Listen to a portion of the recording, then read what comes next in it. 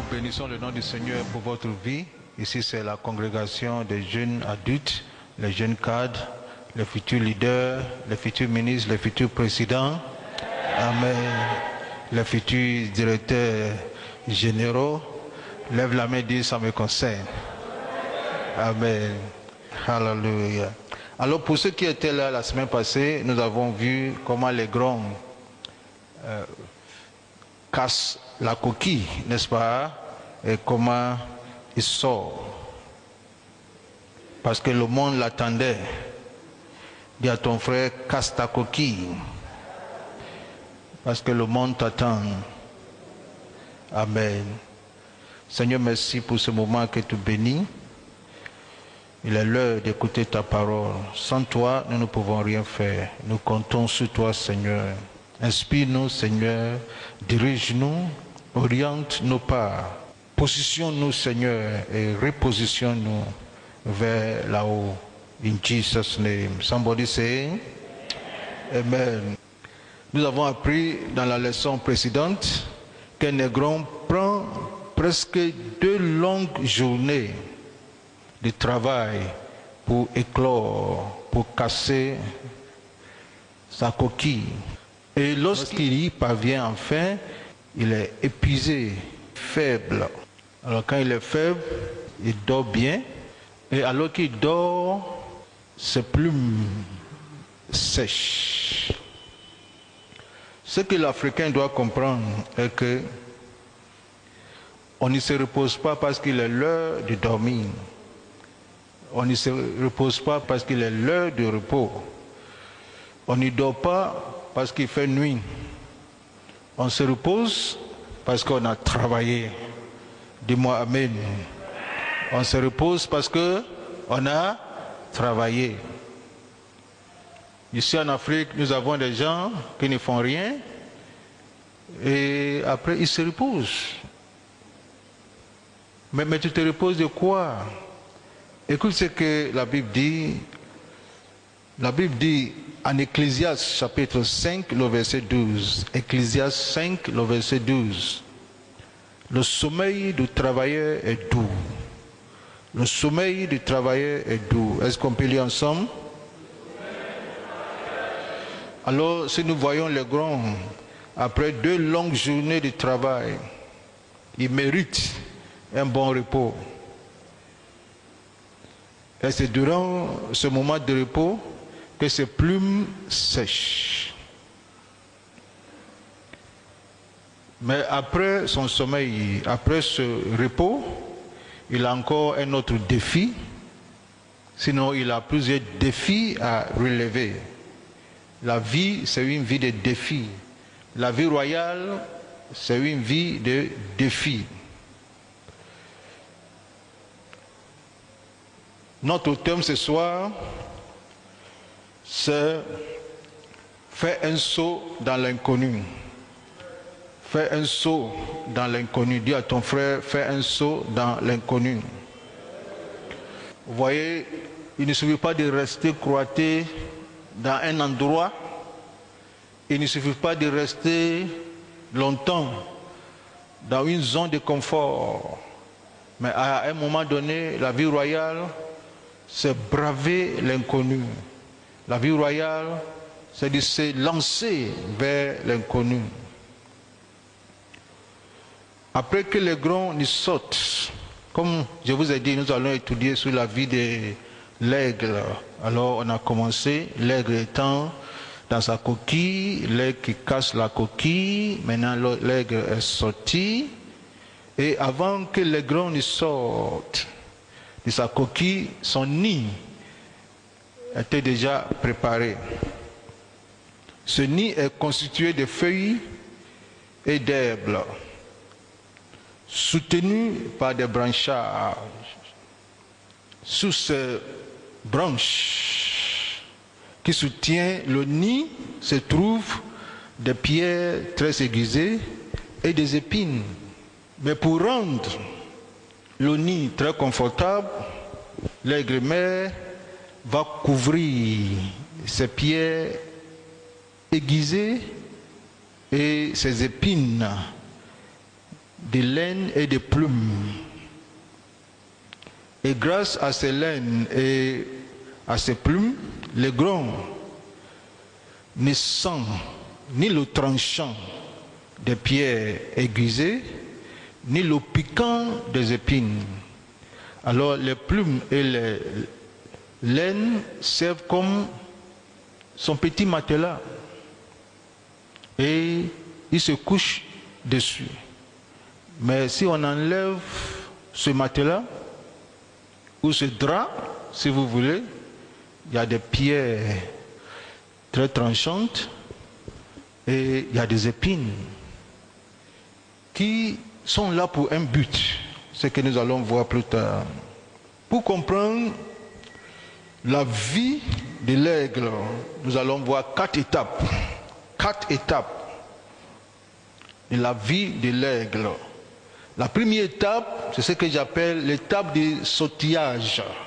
L'étape du sautillage, c'est une étape de dépendance totale. Une étape de dépendance totale. Qu'est-ce que ça veut dire? Ça veut dire qu'ici, l'aiglon est déjà dans son nid. Il ne sait pas manipuler ses ailes, mais il commence déjà à sautiller d'un bord à un autre, toujours à l'intérieur de son nid. Et à cette étape, l'aiglon reste cloîtré dans son nid, au bon soin de ses parents. Qu'est-ce que ça veut dire? Ça veut dire que maman lui envoie à manger, papa lui envoie à manger, il ne fait rien, il est à la maison, dans sa chambre. Quand il est l'heure de manger, il vient manger, et ainsi de suite. Comment maman trouve l'argent, il n'a aucune idée.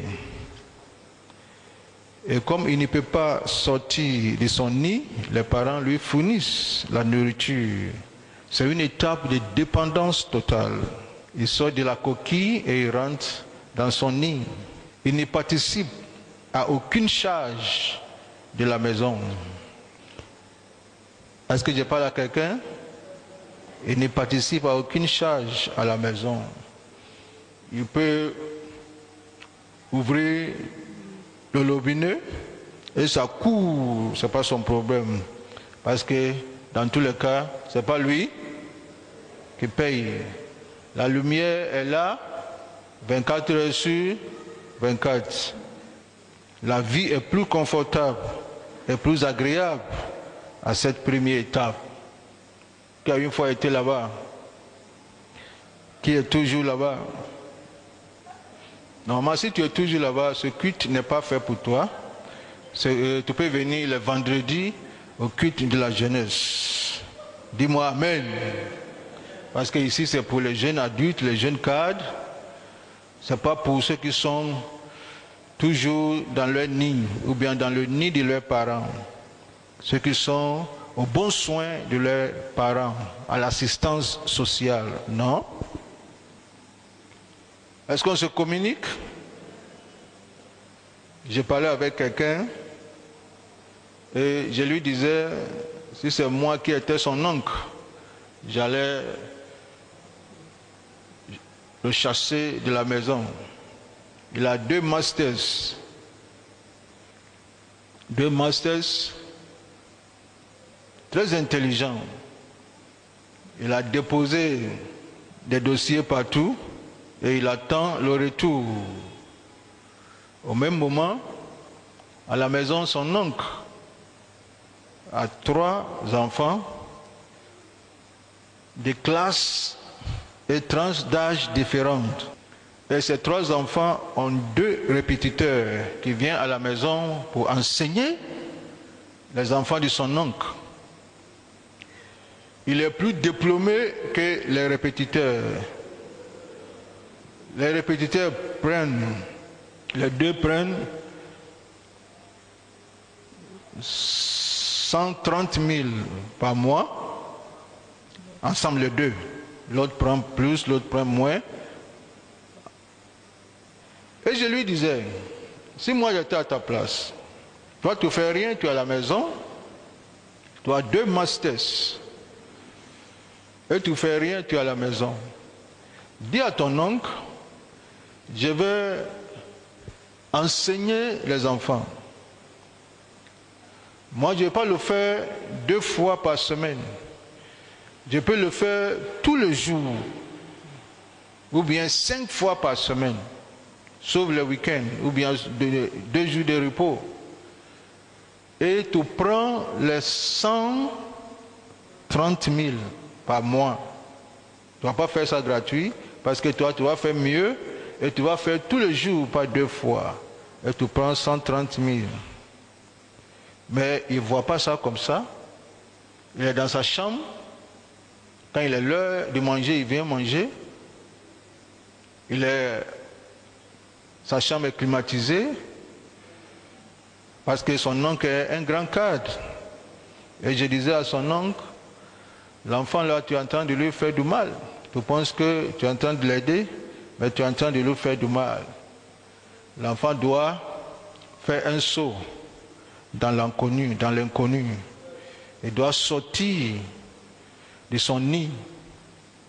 On doit le livrer et il va connaître la vie. Ça nous amène à la 2e étape. C'est l'étape des sauts. Et où ici, les grands doivent sauter, pas sautiller. La première étape, le grand commence à sautiller à l'intérieur de son nid. La 2e étape, il saute. Il quitte son nid et il doit sauter. Et ici, le défi de cette étape consiste à faire un saut dans l'inconnu. Dis encore, un saut dans l'inconnu. Le grand doit sortir de son nid. Et ici, quelques aigrons qui arrivent à relever ce défi peuvent sauter aussi haut que 15 pieds au-dessus de leur nid. Et entre 10e et 15e semaine, certains aiglons relèvent ce défi. C'est-à-dire, ils font un saut dans l'inconnu. Ils sautent de leur nid. Ils quittent leur zone de confort. Et ils affrontent la vraie vie. Parce que la vraie vie ne se trouve pas à l'intérieur du nid. Mais qu'arrive à un aiglon qui ne veut pas relever ce défi, qui ne veut pas faire un saut dans l'inconnu, qui veut être toujours cloîtré dans son nid, au bon soin de ses parents, de ses oncles, de ses amis qui sont à l'extérieur du pays.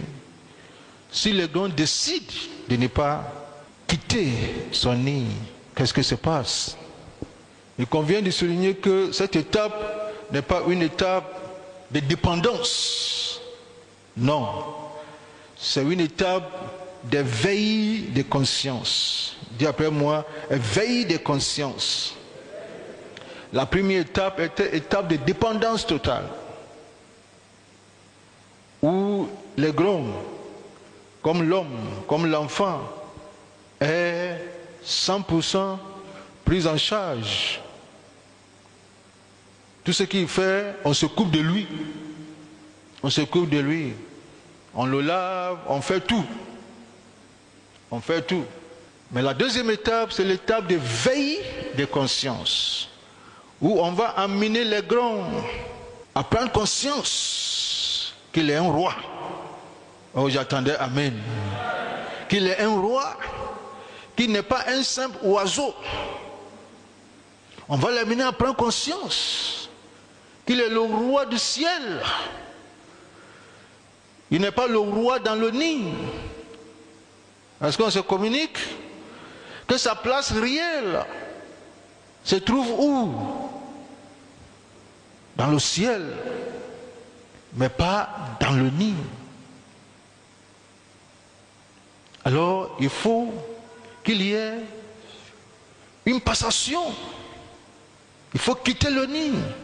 Mais comme il ne veut pas quitter, qu'est-ce que maman va faire? Alors les parents vont rendre son nid inconfortable,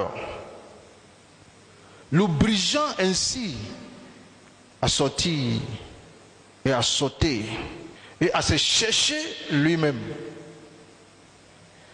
J'ai compris pourquoi dans certains grands pays, à certains âges, les parents libèrent les enfants.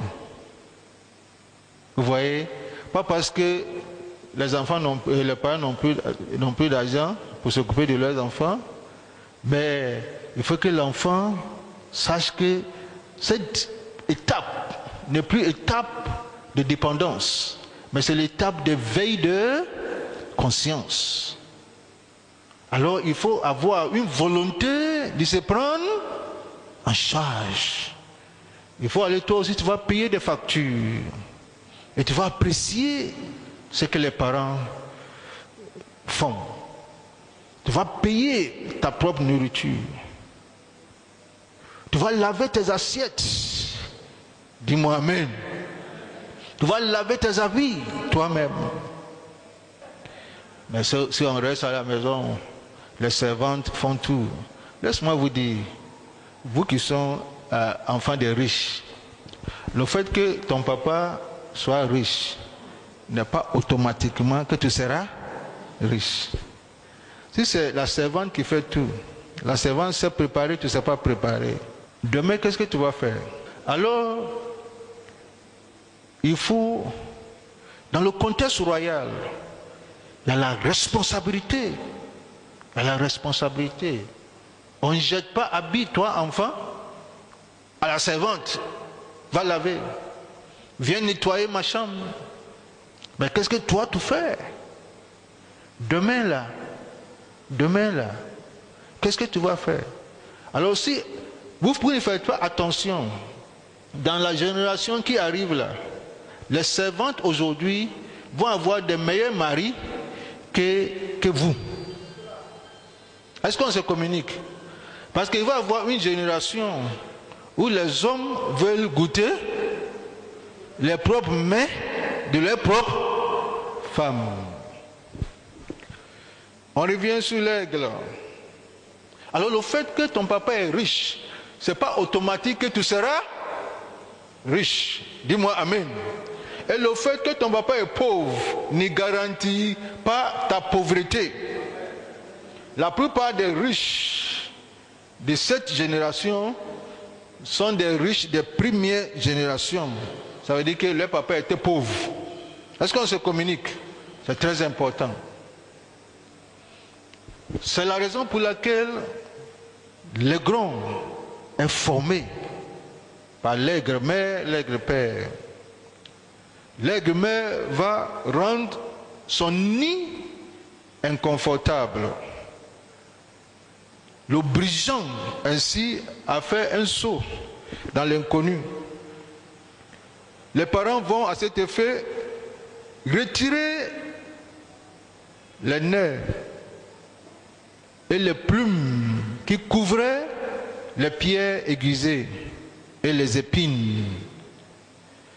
Et ici, si on enlève le matériel, ici, l'aiglon va se coucher sur des pierres aiguisées et sur des épines.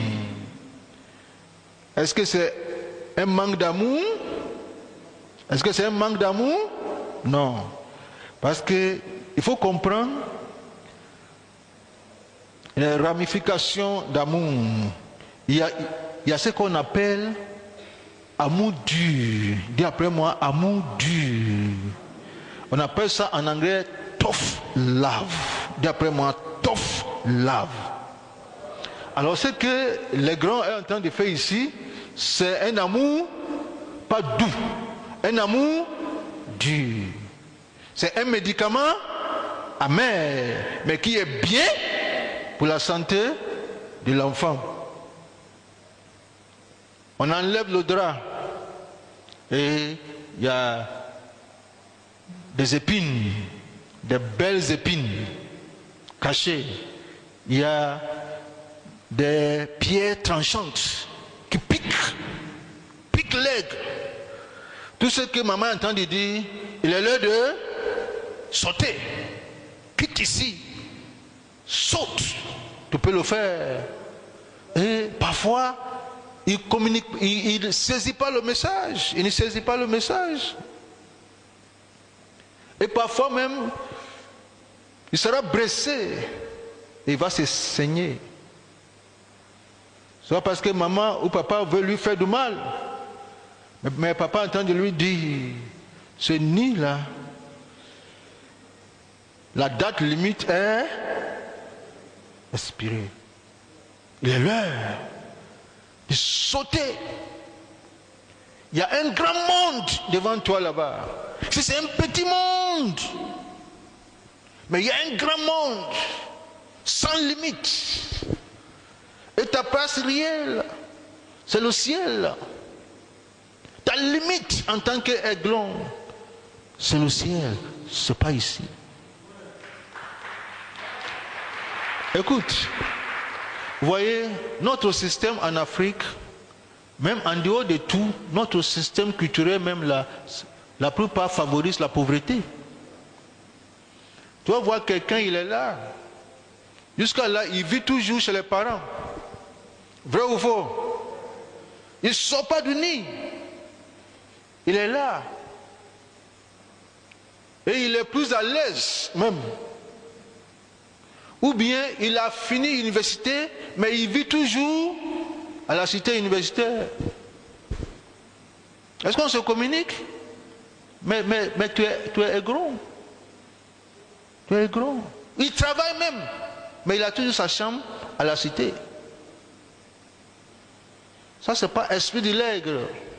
On ne devient pas aigle parce qu'on est un gros aigron. On ne devient pas aigre parce que c'est un aigron qui a grossi. Non. La différence entre l'aigron et l'aigre, ce sont les intempéries et les vents. Est-ce que je peux répéter? La différence entre les aigles et les aigrons c'est les intempéries et les vents. Mais là où tu es là, où tu es croîtrier là-bas, là, au bon soin, assistant public, merci tonton, merci tanti, ici là où tu es là, il n'y a pas de vent. Dis à ton frère, il ne suffit pas de casser la coquille, détruis le nid. Non, dis-lui, détruis le nid.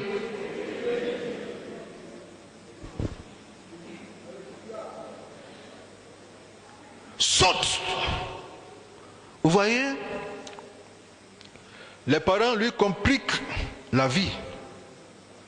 Les parents, les aigles mères et l'aigle mère et l'aigle père lui compliquent la vie dans un seul but. Le but, c'est l'obliger à sauter, l'obliger à faire un saut dans l'inconnu. Si on enlève le drap et il est toujours là, voici ce que maman va faire encore. Alors si le grand est toujours réticent et décide de s'adapter à cette situation précaire, comme la plupart d'entre nous faisons, c'est une situation qui n'est pas pour nous, mais on a décidé, au lieu de casser la coquille et détruire le nid et sauter, on a accepté la situation. Et cette situation précaire est devenue une situation normalisée et normale. Alors si le grand est toujours réticent et décide de s'adapter à cette situation précaire, le parent refuse de lui apporter sa nourriture dans le nid. Qu'est-ce que le parent fait? Au lieu d'apporter sa nourriture à l'intérieur du nid, Les parents laissent la nourriture de l'aiglon sous une branche dans un arbre non loin du nid pour attirer l'attention de l'aiglon. Tu as faim? Maman est venue. D'habitude, quand maman vient, elle vient avec une viande, elle vient avec une nourriture. Cette fois-ci, maman vient, les mains sont vides, maman n'a rien apporté. Alors, il sent qu'il y a quelque chose, il y a une viande, sans viande quelque part. Mais ça est où?